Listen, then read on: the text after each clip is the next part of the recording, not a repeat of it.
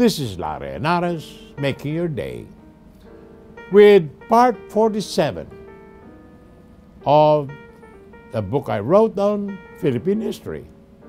Subject, Mighty Caesar, dost thou lie so low? Cesar Verata spoke too slow and with so much hesitation that his opponent could put in 1,000 words edgewise and overwhelm him with arguments even before Cesar ended his sentence. On the other hand, Kokoy never really spoke. He whispered. He whispered to his aides, he whispered to his secretaries, to his friends, and turned to his opponent with a blank look until his opponent got the feeling that Kokoy was not listening to him, or that Kokoy did not understand what he was talking about. Kokoy's opponents got disconcerted, disoriented, invariably ended up as blubbering idiots. Cesar Verata was too humble. As Prime Minister, he would endure waiting patiently in the anteroom of some minor official of the IMF, something the imperious Prime Minister Margaret Thatcher or Prime Minister Francois Mitterrand would consider an unmitigated insult. On the other hand, Kokoy never let an insult pass unanswered.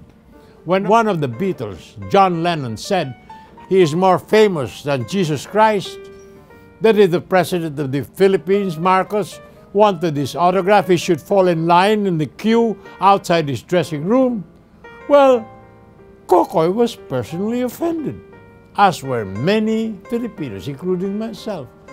And so the arrogant John Lennon, on his way to the plainside tarmac, was forced to pass through a gauntlet of screaming, spitting, kicking fans, and served him right. More about this after these messages.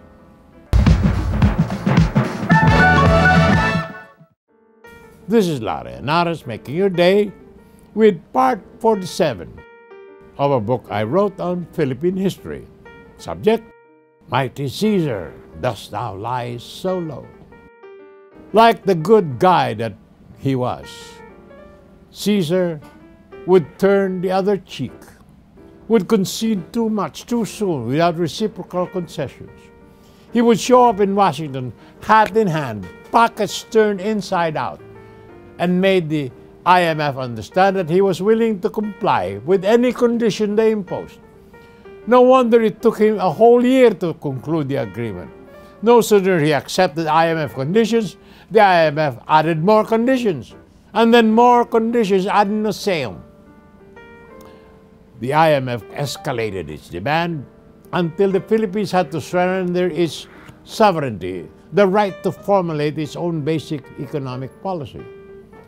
Devaluation and tight credit are the usual prescriptions demanded by the IMF, but it has never been able to impose on any nation, except the Philippines, an economic policy against industrialization and in favor of an export-oriented, agriculture-based, labor-intensive, small-scale, rurally dispersed industries. Not even the basket cases like Brazil, Mexico, and Argentina would surrender so abjectly. Cesar Verata and the Philippines did. No wonder Tony Manipis observed, why do these technocrats always look as if they spend a sleepless night inside a laundry bag? And the answer is, because the IMF keeps taking them to the cleaners. No one, not even the Americans, ever took Kokoy to the cleaners. He is tough.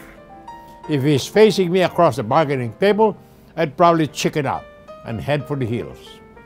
I would feel much safer if he were on my side and Cesar were on the other opposite side. Honest. And you know why?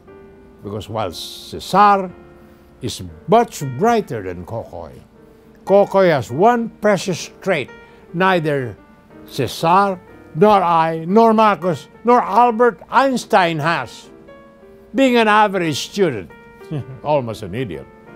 Kokoy acquired a deep respect for his betters and surrounded himself with geniuses. Totoy Dance, Cesar Salamea, Mario Camacho, Eddie Regala, Jovi Boy Cruz, and many others. And that is truly the secret of his success.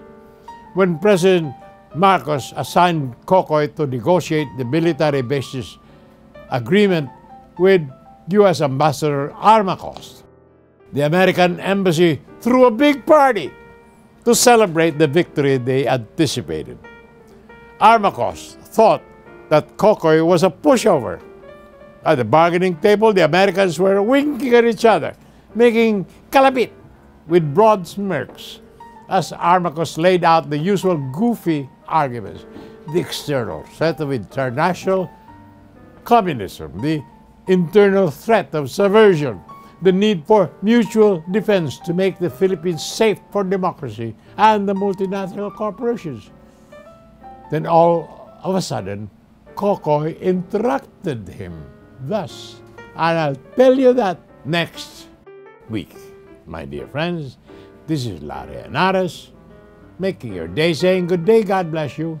Thank you very much for being with us. Till next time, hasta la bye-bye.